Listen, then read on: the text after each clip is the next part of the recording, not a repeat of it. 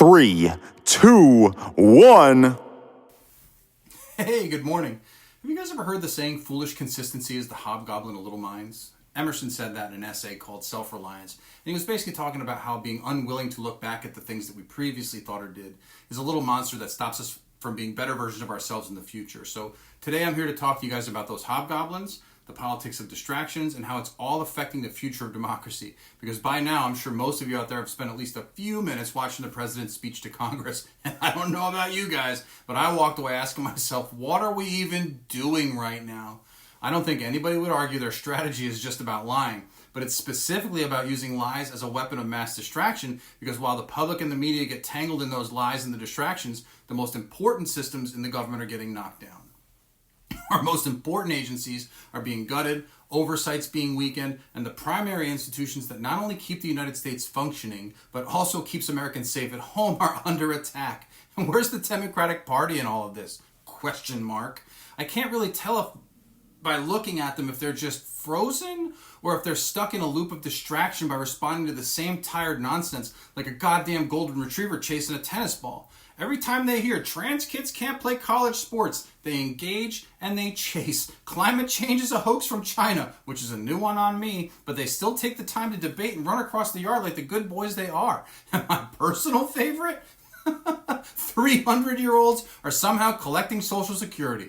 I mean, setting aside the fact that America is only 249 years old, and the first Social Security number wasn't issued until 1936, or that the first Social Security check wasn't issued until 1940, they take the time to correct and chase, just like I did right there. See how easy that is to fall into that trap? Again and again, they chase. They chase and they correct as if a reasoned rebuttal means anything in this post-truth era. And you know what? It works, doesn't it? Listen, the strategy's obviously working. And it's working so well that even in the moments when the biggest lies are being told, the voices that call them out are a whisper.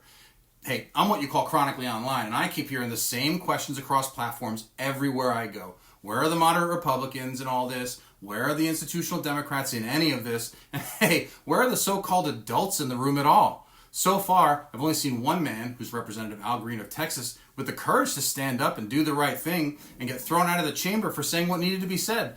But the rest sat there in their chairs bugging out and silent, watching and waving signs.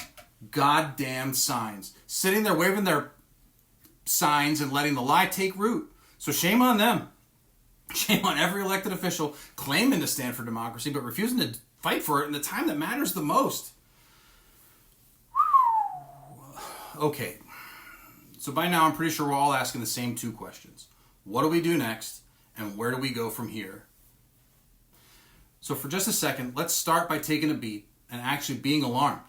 Let's take a second to be alarmed by the inaction of lifelong politicians in both the institutional Democratic and moderate Republican ranks, because they had more than a year and a half to prepare for Project 2025, which is the literal blueprint for dismantling what's left of the middle class.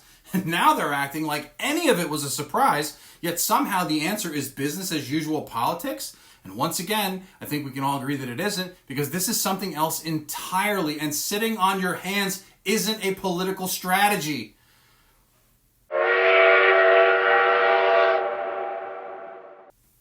All right, now that I got that out of my system, here's the good news. The last time I checked, voters still have the final say in this country. So let's talk about what to do next. The first thing, for those in Congress who do want to fight, we need you to use every procedural tool at your disposal to slow the administration down. What's that handsome Super Mario brother have us all thinking about these days? Delay, defend, and depose? Straight up, we need you to filibuster, hold hearings, subpoena records, flood the courts, bog down every move that weakens our democracy, and make it impossible for corruption to operate in the shadows. But we need them to happen in real time. You cannot wait. You know exactly what they're going to do, so please start beating them to the punch. And hey, while we're at it, stop putting Schumer on the podium. Every time he speaks for the party, you're losing people. He doesn't project strength or confidence, and I have to ask you why you don't know that. Remember what we said about foolish consistency earlier? Anyway, for those of us that are holding down the institutions while they're being torn down around us, we have to do our best to delay and deny.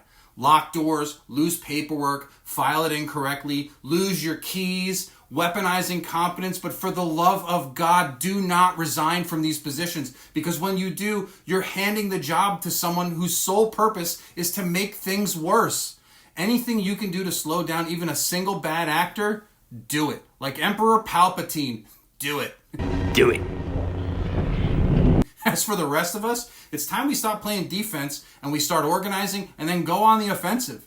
Not as a Democrat, not as a Republican, but as Americans who refuse to let corruption be the cost of doing business in politics, because it's time for a coalition of moderate Republicans, New Democrats, independents, and anyone in between to unite behind the singular goal of ending political corruption by getting private money out of public politics. The old institutions of American politics are dying right in front of us, folks, and this revolution is being televised. So let's just build something new while they watch. We need a new party of democracy, not in name, but in function. And let's start by making it known that we, the people, are done with corporate slogans like Make America Great, because it's time to move forward with the next phase of this new democracy, making Americans great again. Close your eyes for a second and imagine what happens when public service can't be a get-rich-quick scheme, or what it would be like to have a Congress that actually works for the people, because corruption isn't the price of entry. And remember, in America, where we aren't barely surviving, we're thriving the way parents and grandparents used to. Hey, my grandparents raised 4 kids, they owned their own home, they always had a nice car, they went on summer vacations every year, and my grandmother was able to be a stay-at-home mom. And they did it all on the single salary of an oil furnace repairman in Newark, New Jersey. And my parents basically did the same thing on the salary of a lifelong diesel mechanic who's now cruising into his retirement years. I'm telling you, we've done it before and we can do it again, but it has to happen together. So that's the beginning of our plan. In the next video, let's talk about specific things we can do to fight back. It's time for us to rise above these divisions and remake America in our own image. And on that note, I spent the last few weeks working to establish a foundation to help us get above this insanity. And since we're about a week away from going live, please subscribe to this channel and like this video. Subscribe to the Now We Rise Foundation sub on Reddit, Now We Rise on Facebook, and at Now We Rise on Insta, where we share a daily list of all the important things that happened the day before. The website will be live soon, but in the meantime, we need your help. But most importantly, right now, America needs your help. So if you can help, reach out to us and we can work together to start taking these next steps. And hey, we're not asking for money, but if you're a voice with a platform and want to talk to us about how best to reshape politics and be helpful, please reach out, because we would love to sit down with you and share some ideas, even if we disagree, because there's never been a time when we've had so much in common as we do right now. And if you have anything that you think can help, even if it's as small as a kind word and a share, spreading the word is the single best thing that you can do right now to help. And we sincerely appreciate the support. Guys, I know we're playing from behind and there's still time left on the clock, but the midterm elections are coming up fast, and the best time to start fighting is always right now. So be sure to follow us on our various socials, and we'll leave links down below in the comments for you guys to engage with us. And please, please, please share with anyone and everyone who will listen. And hey, don't forget, you can always email us directly at together@andnowwerise.com too. So don't be shy, because everyone is welcome. In the meantime, please stay safe, resist wherever and whenever you can, drink some water, have a snack, and know that people who care about you are still out here fighting the good fight. We're going to be okay, but it's going to take some work, and we'll be back later with more information and insight. So stay tuned. Love you, bye.